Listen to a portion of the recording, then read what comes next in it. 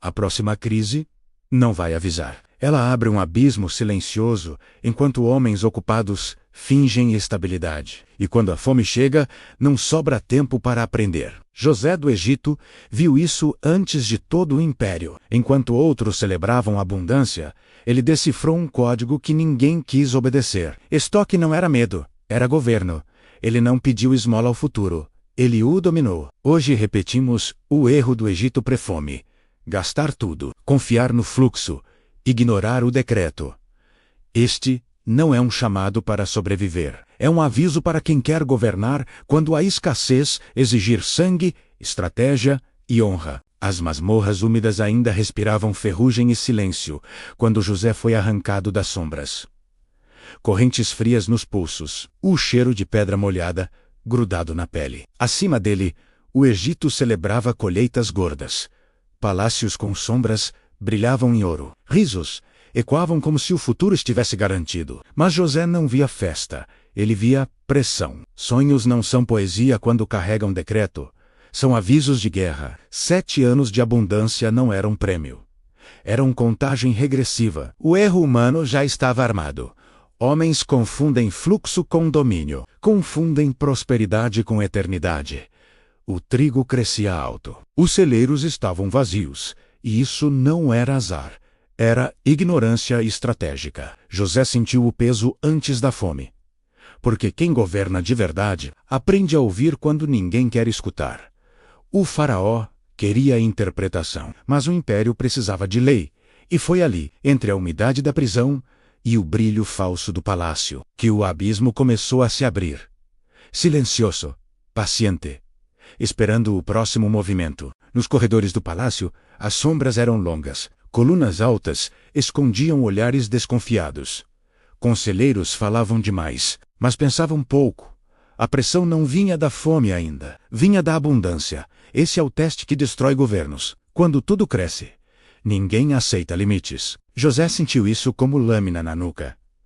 Propor retenção em tempos de fartura soa como traição. Guardar quando todos querem gastar? Parece medo, mas ele conhecia a lei. 7 anos bons não anulam 7 anos de fome. Apenas os financiam. O erro psicológico do Egito era antigo. Celebrar o hoje e terceirizar o amanhã. José não discutiu emoções. Apresentou números. Princípio, decreto, 20%. O quinto, não como símbolo espiritual, mas como matemática de sobrevivência imperial. Colher 100, guardar 20. Repetir, ano após ano, até que os silos falassem mais alto que os aplausos. Muitos franziram o rosto, outros riram. E foi aqui que a maioria desistiu. Mas ele viu um detalhe que ninguém viu. A revelação não caiu como relâmpago místico. Ela se organizou como estratégia. José entendeu o código completo. Não bastava interpretar o sonho. Era preciso governá-lo. 7 anos de abundância exigiam logística. Contadores, escribas, capatazes. Silos de pedra erguidos fora das cidades, para evitar saque e corrupção. O decreto era simples e brutal. 20% de toda a colheita seria separada antes do consumo. Não depois, antes, porque disciplina tardia é inútil. O trigo era pesado, selado, catalogado. Cada região respondia por sua cota. Não havia exceção, nem para nobres, nem para sacerdotes. A sabedoria aqui não foi espiritualizada, foi aplicada. José sabia que fé sem método vira fome, e método sem coragem vira papel. O plano parecia loucura em meio à fartura, mas o tempo respeita apenas quem se antecipa. O preço dessa decisão só chegaria amanhã. E seria alto. A execução foi fria, silenciosa, sem celebração, enquanto festas enchiam as noites do Egito. Carroças de grão seguiam para os silos guardas armados, registros selados com o sinete do trono. José não dormia cedo. Revisava contas à luz de tochas. Corrige desbios cortava privilégios. A pressão aumentava, comerciantes reclamavam, líderes regionais conspiravam. Ninguém gosta de ver ouro parado. Mas governo não é agradar, é sustentar. Ano após ano, o estoque crescia. Montanhas de trigo como muralhas contra o caos. Quando o 7º ano terminou, o vento mudou, o céu fechou, a terra rachou e a fome mostrou os dentes campos báceos, animais mortos, povos vizinhos em desespero, e o Egito, com seus silos fechados, tornou-se centro de poder. Quem tinha estoque, tinha domínio. Quem tinha domínio, escrevia a lei. E então o império entendeu, tarde demais. Quando a fome apertou, o Egito não implorou, cobrou. Grão virou ouro. Ouro virou terra. Terra virou poder. José abriu os cílios no tempo certo.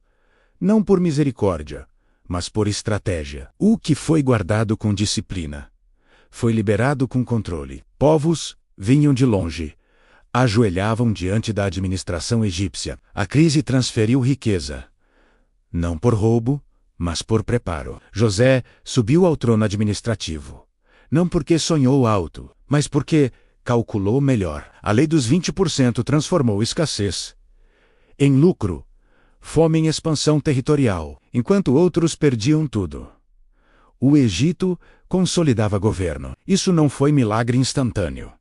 Foi colheita de decisões repetidas, honra construída em silêncio, vergonha evitada por antecipação. O trono respeita quem domina o tempo, e o tempo se curvou diante dos silos cheios. Agora olhe para o presente.